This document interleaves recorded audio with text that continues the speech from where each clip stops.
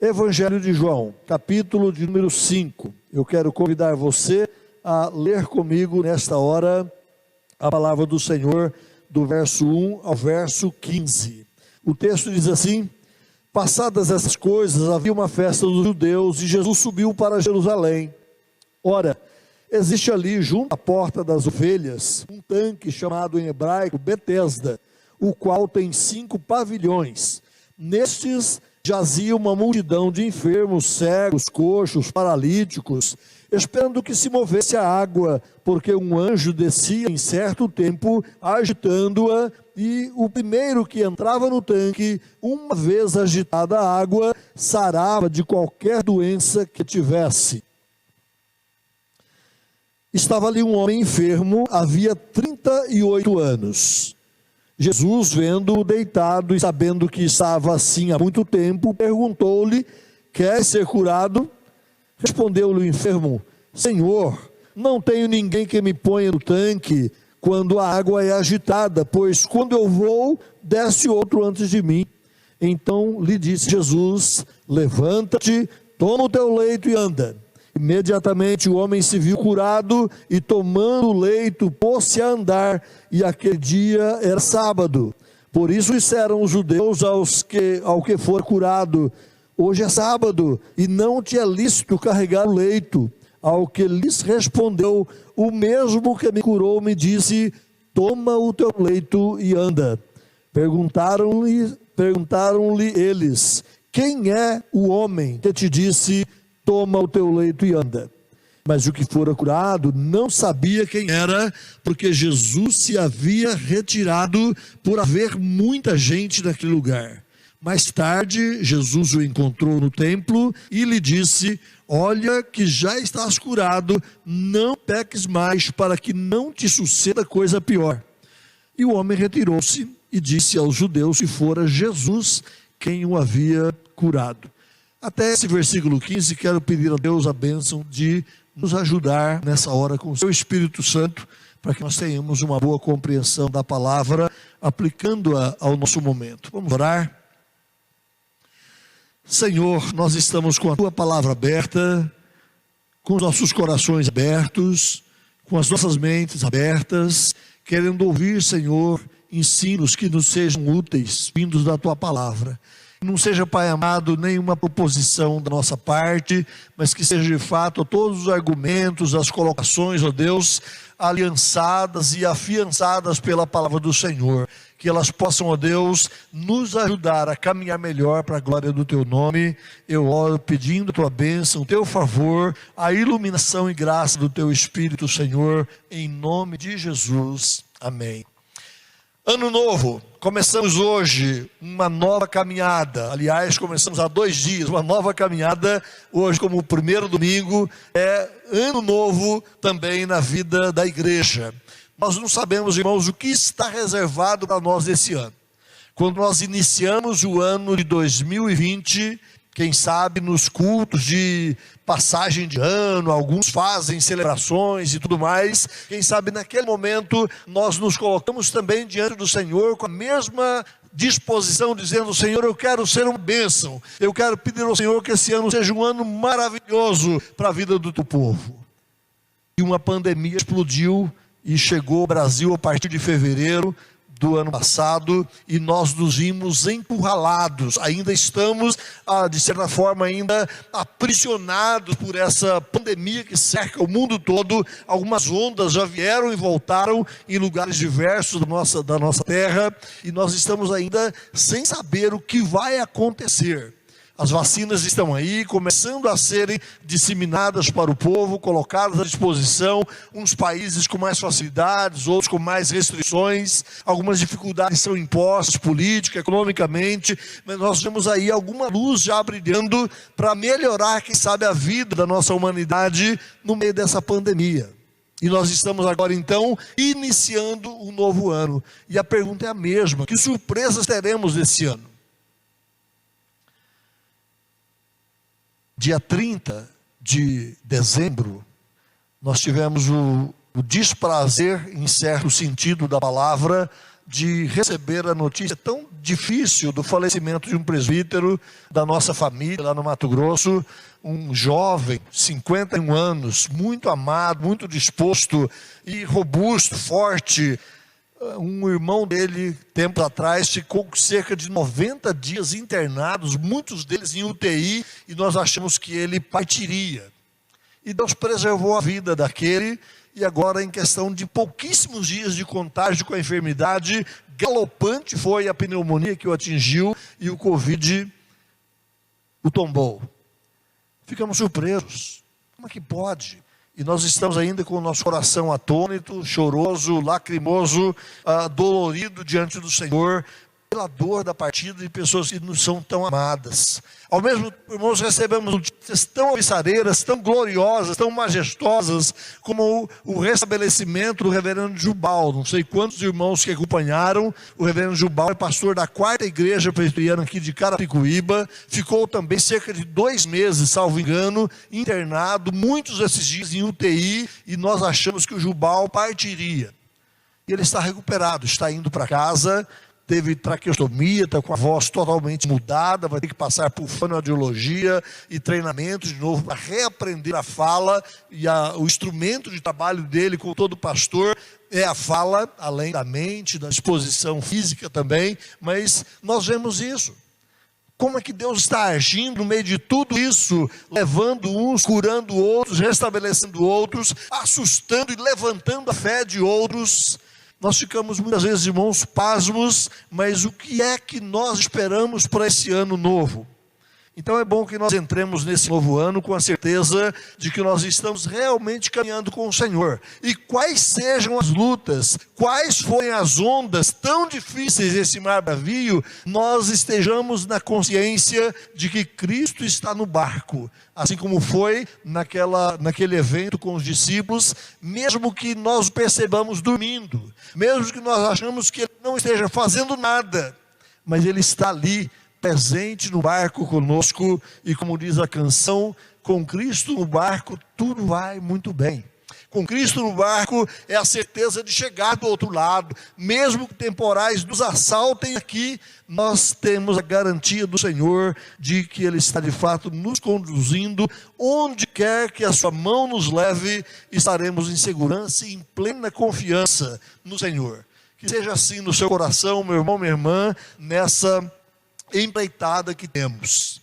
Muda-se apenas um número na sequência cronológica dos anos, mas a história é a mesma, a vida é a mesma, os seus compromissos continuam, o seu ir e vir para o trabalho, para a escola, para a família, para o lazer, tudo continua, não muda muita coisa, mas muda e deve mudar a expectativa e a percepção que nós temos da grandeza de Deus. Voltando aqui para o texto, irmãos, nós não sabemos que festa era esta. Olha o versículo 1. Passadas essas coisas, havia uma festa dos judeus. Que festa era esta? Quantas festas tinha o judeu nas suas celebrações? Pelo menos 3 festas principais eram quase que obrigatório marcar ali na agenda do judeu a possível participação dele nessas festas. Então, 3 festas no ano. Mas o judeu tinha ao longo do seu calendário pelo 12 festas no ano, de celebração, de alegria, de louvor, de glória, de reconhecimento dos fatos grandiosos de Deus. 12 festas o judeu tinha no decorrer do ano. Então nós não sabemos exatamente qual era essa festa. O Dr. Russell Shedd, eminente teólogo, grande mestre e homem extremamente piedoso na vida cristã, falecido há poucos anos aqui no Brasil, o Dr. Russell Shedd, autor da Bíblia, ou das anotações da Bíblia Shedd, da Bíblia Vida Nova, ele aponta para o fato de que possivelmente, sem muita certeza, possivelmente pelo caminhar dos evangelhos, esta fosse a festa da Páscoa, estava acontecendo aqui, quando o Senhor Jesus subiu a Jerusalém para participar dessa festa com os discípulos. Outros estudiosos entendem que esta pode ser a festa que é identificada com a entrada do ano judaico, que era o dia de Ano Novo, a festa das trombetas, como é chamada lá em Levítico, o capítulo 23, do verso 23 em diante. Então algumas pessoas vão entender que esta era a festa do início do ano.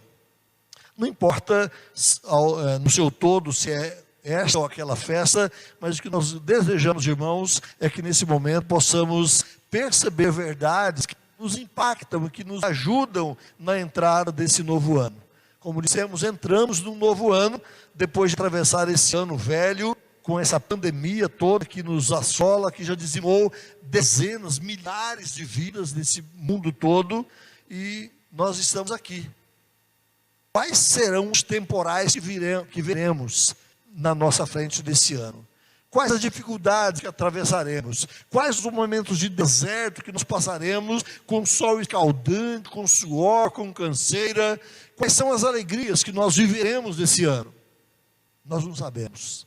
A vida é um grande enigma, que nós não sabemos o que vem daqui 10, 15 minutos à frente. Mas queremos lembrar mais uma vez, meus irmãos, que apesar de acalentarmos novas expectativas, novas esperanças, o nosso desejo é que nós sigamos confiantes no Senhor, confiantes no Deus Todo-Poderoso. Então eu quero compartilhar com você nesta oportunidade, à luz desse texto, o nosso tema de hoje, um ano novo, um novo começo com Jesus. A sua vida continua, mas quem sabe uma nova etapa nasce daqui para frente. E a primeira proposição que eu quero colocar para você é que o novo começo aponta para o reconhecimento de um limite existente. E você pode olhar então na história, o homem de Betesda reconheceu aqui as suas limitações. Ele estava enfermo, você pode voltar os olhos aí, ele estava enfermo, diz o texto que ali havia multidões, no versículo 3, multidão de enfermos, cegos, coxos, paralíticos, mas ele não conseguia. Ele precisava, dentro daquele contexto da cultura, do conhecimento ali judaico, ele precisava entrar dentro do tanque.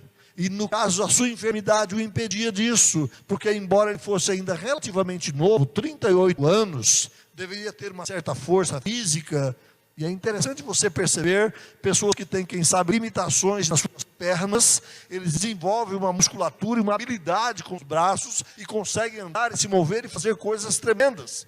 Mas apesar da capacidade daquele homem, ele tinha limitações, porque quando ele se esforçava para entrar naquele tanque, ele não conseguia. Diz aí o versículo de número 7, outras pessoas desciam antes dele. Na última frase, desce outro antes de mim. Ele estava enfermo e não conseguia uma oportunidade de cura. Então diz o texto aqui que acreditava-se que de tempos em tempos um anjo vinha ali naquele tanque, um tanque famoso, conhecido, especial na cultura judaica ali em Jerusalém, e que de tempos em tempos o anjo vinha, e quando as águas agitavam, entra alguém na água e esse alguém será curado. Assim era a fé naqueles dias em torno daquele lugar. Não se perdia a esperança de que um dia ele poderia, quem sabe, entrar ali, e por isso sempre ele estava ali na tentativa, mas ele reconhecia a sua limitação. Vem outros antes de mim, eu não consigo, diz o texto.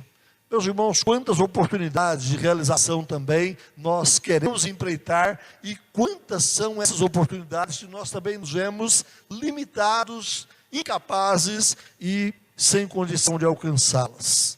Muitas talvez tenham sido os seus sonhos, as suas tentativas de, quem sabe, ou um curso, ou uma mudança profissional, ou uma mudança diária, ou a melhoria nas condições da família. Quantas são muitas vezes as nossas tentativas de mudar para algo melhor, de alcançar um resultado maior, e nós também nos vemos limitados e impedidos. Quantos dias conseguimos esperar pela cura de uma doença, ou pela mudança de uma área da nossa vida, como dissemos? Este homem, como dito, ele era jovem, tinha 38 anos apenas, mas não conseguia.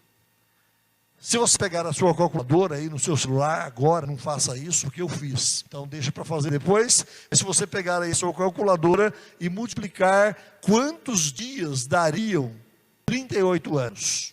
E 38 anos são 13.870 dias.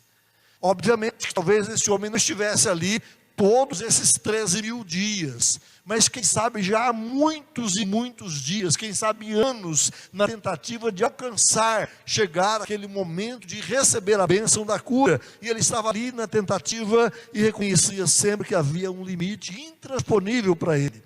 Meus irmãos, existem também limites, muitas vezes, intransponíveis na minha e na sua vida. Quais são os limites que você tem que não tem vencido na sua vida? Existem, por exemplo, pecados na sua vida que o impedem de viver mais intensamente a vida cristã, como dissemos no momento da confissão, pecados que muitas vezes nós os guardamos, os acariciamos e os mantemos ali como que querendo que eles saiam, mas ao mesmo tempo querendo que eles fiquem, e nós nos mantemos muitas vezes ligados a isso, e nós sabemos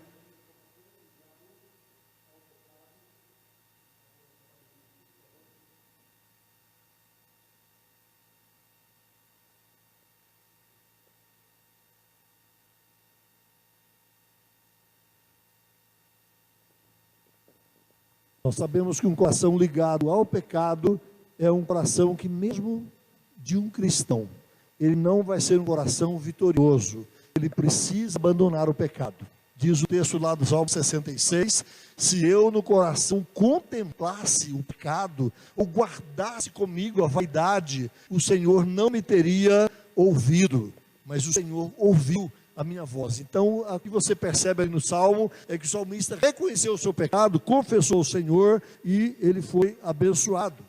Existem, por exemplo, traumas e problemas que não são resolvidos no seu passado, coisas que você não perdoou, situações que você foi magoado e não conseguiu chegar a um acerto disso com você mesmo, quem sabe, ou com a outra pessoa que o machucou. Existem, por exemplo, coisas que impedem a sua comunhão mais íntima, mais próxima, mais plena com outros cristãos, com outros irmãos, ou quem sabe com o próprio Deus. São limites que precisam ser vencidos. Existem áreas da sua vida pessoal que o tornam inquieto, sem paz, coisas que precisam ser transformadas, curadas, mexidas na sua vida. Obviamente, se todos nós formos honestos conosco mesmos e com o Senhor, nós vamos responder que sim para muitas dessas perguntas. Muitos de nós, muitas vezes, capengamos na vida porque nós não avançamos na resolução de coisas que não são limites, que nós não conseguimos ultrapassar. Precisamos, portanto, da ajuda poderosa do Senhor, assim como esse homem precisou de que Jesus o ajudasse e desse cura para ele. Meus irmãos, todo novo começo precisa ser acompanhado de uma avaliação sincera, honesta, para com você mesmo e também para com outras pessoas ao seu lado ou com o próprio Deus. É preciso que nós comecemos esse ano não deixando de lado essas interrogações. O que precisa ser mudado na minha vida? Quais são os limites que eu não consigo mexer para avançar mais, especialmente na relação da minha vida cristã? Segunda coisa que eu quero que você guarde, irmãos, no contexto dessa passagem, é que o novo começo aponta para o reconhecimento de oportunidade presente. Toda vez que Deus permite você recomeçar de novo, Deus quer dar oportunidades ímpares na sua vida.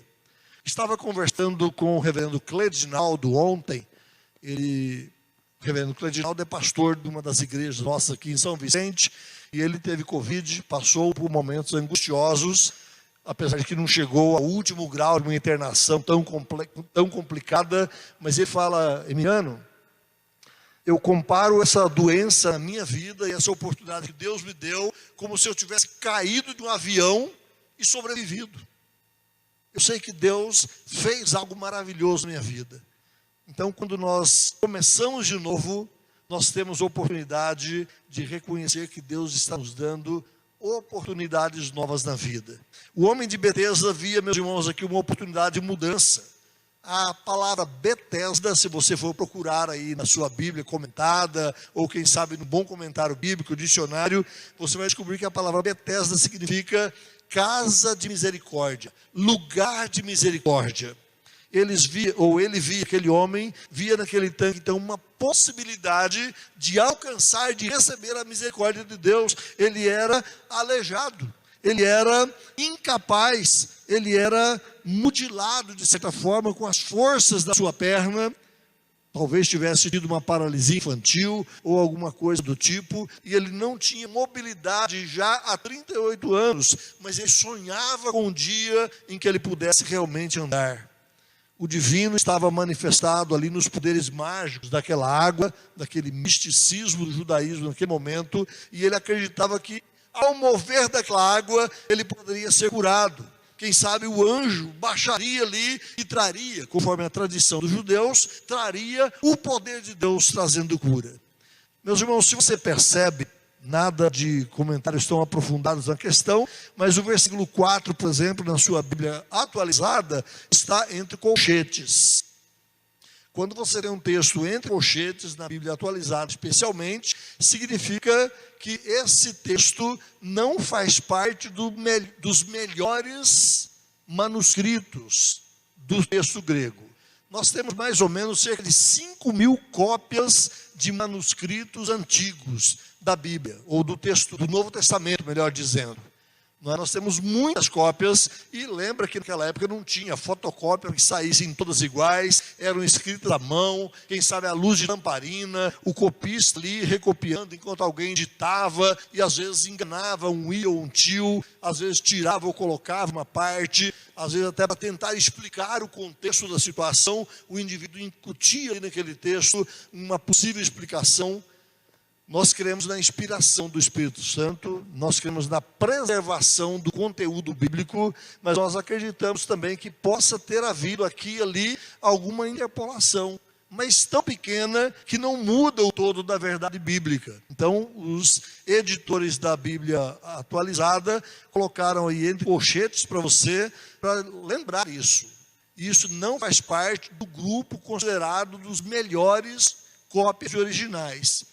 Mas quais são os melhores? Então, existe toda uma discussão documental a respeito disso, mas o que nós queremos dizer é que isso pode ser parte do misticismo, da cultura, da crendice do povo, e não que verdadeiro e necessariamente descesse ali um anjo, mas ele cultivava isso dentro dele. Então, aquele homem esperava que ao descer do anjo, no mover das águas, ele fosse curado.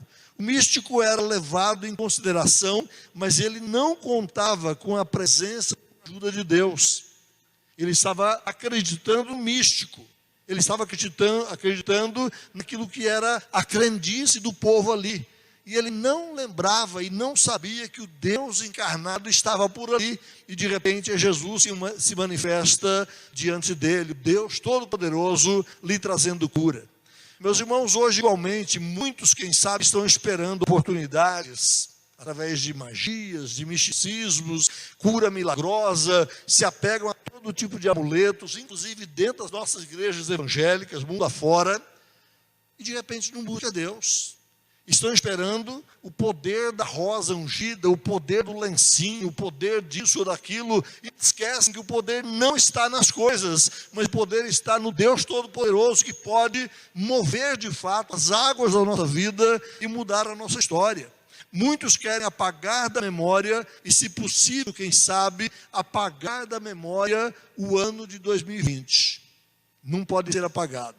Eu quero lembrar para você a história do rei Jeorão. Não contá-la em detalhes, mas lembrar apenas o fim da vida desse homem. Você se lembra? Quando Jeorão morreu, registra-se ali, nos anais da sua história, lá em Crônicas, 2 Crônicas, capítulo 21, versículo 20, ele foi sem deixar de si saudades. Morreu um rei e não deixou saudades na história do seu povo. Geralmente, quando morre um dos nossos líderes, nós ficamos, às vezes, inquietos, perguntando por quê e como, mas muitas vezes nós temos boas lembranças, mesmo que esse ou aquele tenha feito tantas coisas cruéis e ruins, mas há coisas boas. Me lembro que no começo do meu ministério, ainda como evangelista, lá no Mato Grosso, 1983 ou 4, alguma coisa assim, morreu Tancredo Neves. Foi um abalo nacional. Nós ficamos inquietos com a morte daquele em quem nós depositávamos, em certa medida, a esperança de um Brasil melhor, saindo de uma situação militar, entrando para um governo diferente, mais democrático, e o Brasil esperava nele. E muitos de nós mantemos ainda saudades dos sonhos trazidos naquele período. Lembram da morte de Ayrton Senna? 1994 ou 95, 94, né? Né? Acabou, não tem mais a música. Ayrton Senna morreu Ayrton Senna da Silva. Mas todo brasileiro tinha aquela esperança de ver mais uma vez ele no pódio, ganhando mais uma vez. Acabou a esperança. Mas até hoje, nós ouvimos a música feita lá para aquela vinheta e nós lembramos. Nós olhamos o capacete com S e nós lembramos da história. Deixou saudades. Mas o rei Jeorão, diz o texto bíblico, ele foi sem deixar de si saudades. Sem dúvida, meus irmãos, o ano de 2020 foi um ano diferente, onde se diz que a humanidade teve que assumir um novo normal. O novo normal agora é distanciamento. O novo normal agora é cumprimentar com o cotovelo ou com o toque do pé. O novo normal agora é ficar de longe. O novo normal agora é andarmos de máscara. O novo normal agora é cuidarmos com asepsia, com álcool, sabão, etc. o tempo todo. O novo normal agora nós recebemos sempre aqui e ali a notícia de um querido que foi atingido pelo Covid-19. Mudamos as condutas. O trabalho foi alterado. Muitos de nós estamos trabalhando em home office, em casa, a partir de um ente querido. Mesmo que nós sofremos com a dor de ver o querido nosso sendo levado, sem funeral, sem tempo de velório, sendo levado rapidamente para o sepultamento. Nós vemos em tudo isso a mão poderosa de Deus e podemos afirmar com a mesma tranquilidade de Paulo, quer vivamos, quer morramos, somos do Senhor. Nós estamos tranquilos, irmãos. Isso é bênção na vida do crente. Mas o místico sem a presença de Deus é superstição. Se o cristão espera no objeto, se o cristão espera na coisa e não no poder daquele que está acima de tudo, ele está sendo supersticioso. E não há lugar para superstições na vida cristã. Há lugar, sim, para uma confiança plena, constante, serena, firme, naquele que é o Deus Todo-Poderoso. Como dissemos no início, com Cristo no barco, tudo vai muito bem. Quais são ou quais serão os temporais da vida para esse ano 2021, para mim ou para você? Não tenha medo. Cristo está com você no barco. Cristo é o nobre capitão que está conduzindo esta embarcação. Continue firmado nele. Hoje nós estamos cercados, irmãos, por toda sorte de misticismo, de paganismo à nossa volta, e mesmo dentro do cristianismo, como dissemos, muito desse misticismo, dessa magia, onde poderes mágicos são oferecidos, são esperados, mas não podemos descartar que tudo isso é nada. E precisamos confiar poderosamente no poder da pessoa de Deus. Deseja-se o poder de Deus, muitas vezes, mas não se espera o Deus poder. Deseja-se as bênçãos de Deus, mas não se recorre ao Deus das bênçãos. Deseja-se receber, mas não se entrega plenamente em confiança ao Senhor. Infelizmente, essa é a realidade do nosso cristianismo brasileiro, no meio de muitos. Nós sabemos, irmãos, intuitivamente, que relacionamentos com Deus implicam mudanças. Relacionamento é ajuste diário. Se você é casado, você experimenta isso todo dia.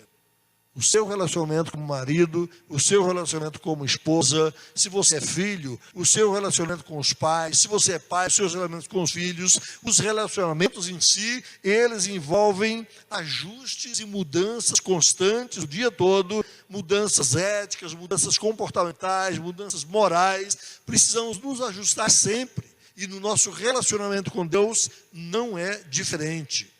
Mas infelizmente é mais fácil buscar um caminho alternativo do que, quem sabe, promover mudança em nossa vida.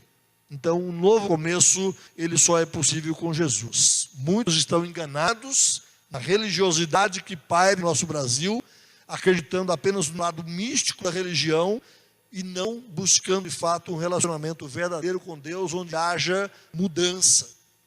A religião diz que está tudo bem, mas quando relaciona-se com Deus, Deus muda aqui, mexe ali, trabalha aqui na minha e na sua vida, e relacionamento com Deus implica em transformação diária.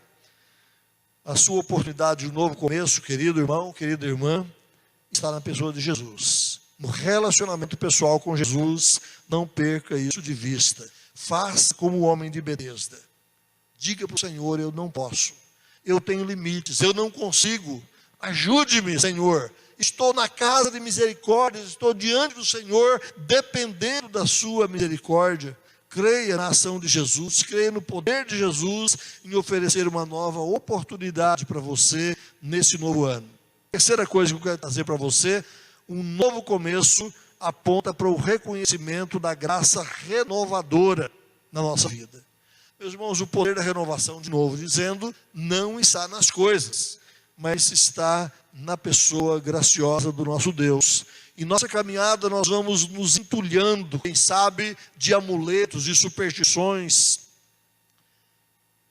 Quantos crentes podemos olhar se vestiram de branco na virada desse ano? Não é mesmo? O poder está na cor. Qual é a cor dominante para 2021? A moda já disse isso antes do final do ano passado, já dizendo que a cor predominante para a moda deve ser esta ou aquela. Quais os modelos que vão estar em moda na área dos veículos, na área disso, na área daquilo? Já está tudo planejado e jogado para que a gente consuma tudo isto. Em nossa caminhada, irmãos, nós muitas vezes então vamos nos atulhando desses amuletos, dessas superstições, se vestir com a cor branca, comer lentilhas, como alguns fazem na ceia, se vestir de vermelho, e daí por diante, quebrar taças, quebrar copos, fazer zoeira na virada do ano. Tudo isso conta ponto para quem está acreditando apenas no amuleto. Mas o cristão é aquele que não se apega, não deve se apegar de forma alguma a qualquer tipo de amuleto, mas o poder da sua renovação não está nessas coisas, mas está no Senhor. Está na caminhada pessoal com o Deus do universo. O pior de tudo isso, meus irmãos, é que os evangélicos, como dissemos, estão vivendo muitas vezes no curso deste mundo, nas opções que essa vida nos oferece, e muitas vezes nós descansamos e nos relaxamos nisto. O poder da renovação está na graça de Deus. Quando você olha para o texto que, mais uma vez, o homem reconhece a sua limitação e Jesus levanta uma pergunta para ele. Olha o versículo 6. Qual é a pergunta? Quer ser curado? Jesus não questionou a limitação dele, Jesus não questionou nem mesmo a credibilidade dele acerca daquele mito ou não, mas Jesus ofereceu graça. Quer ser curado? O homem de Betesda, meus irmãos, ele estava buscando aqui então a bênção, quem sabe nos amuletos, nas superstições da época, até o momento em que Jesus se aproxima dele e oferece gratuitamente a cura.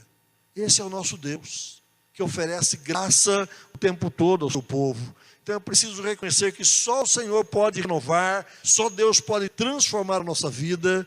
Como o poeta clamou em seus versos, assim também deve ser o nosso clamor quando ele disse: sara, Senhor, estas águas, ou guia o teu rebanho à nascente da rocha, pois estas águas estão revoltas. Ó grande mestre da cerimônia, brilha e torna novamente a água em vinho.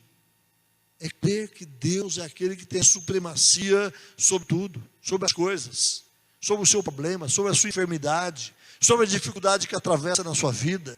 É confiar nele. Ó mestre das cerimônias, brilha e torna novamente a água em vinho. Só o Senhor Jesus pode realmente, meus irmãos, mover as águas na nossa vida. Embora aqui no texto há esse mito, há essa crença, essa credibilidade, mas só Jesus realmente pode chegar em você e dizer: quer ser curado? Oferecer a graça, seja para qual for a sua necessidade. Quarta e última coisa, um novo começo aponta para o reconhecimento de entrega e de submissão da nossa vida ao Senhor. O homem de Betesda submeteu-se à palavra de Jesus. Você olha de novo a pergunta no versículo 6, queres ser curado? É a pergunta de Jesus, e aquele homem simplesmente diz, Senhor, eu não consigo. Eu preciso de ajuda, eu preciso de alguém. Jesus não ofereceu um amuleto, Jesus não ofereceu um momento, quem sabe, crucial para empurrá-lo, mas Jesus ofereceu gratuitamente a ele aquilo de que ele precisava. Jesus ofereceu cura de graça. E Deus oferece graça ao seu povo o tempo todo. Nós temos a graça da salvação, que é o bem maior, que irrompeu com a vida eterna em nossa vida. Mas nós temos recebido graça sobre graça, a cada dia, as bênçãos de Deus em nossa vida. Volto para o ano 2020. Foi um ano ruim, foi um ano assustador, foi um ano inquietante, trouxe inseguranças para nós. Mas ao invés de contar só as desgraças, ao invés de contar só as coisas ruins que você viu acontecer nesse ano 2020, você já parou para cantar e contar as bênçãos, como diz o nosso hino 63? Conte as bênçãos, conte-as de uma vez e verá surpreso o quanto Deus já fez. Eu revolto a linha última dizendo, e verá surpreso o quanto Deus te fez. Conte as bênçãos. Comece a olhar para o ano 2020. O que foi que Deus fez de belo, de bom, de transformador, de impactante, de renovador na sua vida, de sustentador na sua vida no meio de tudo isso?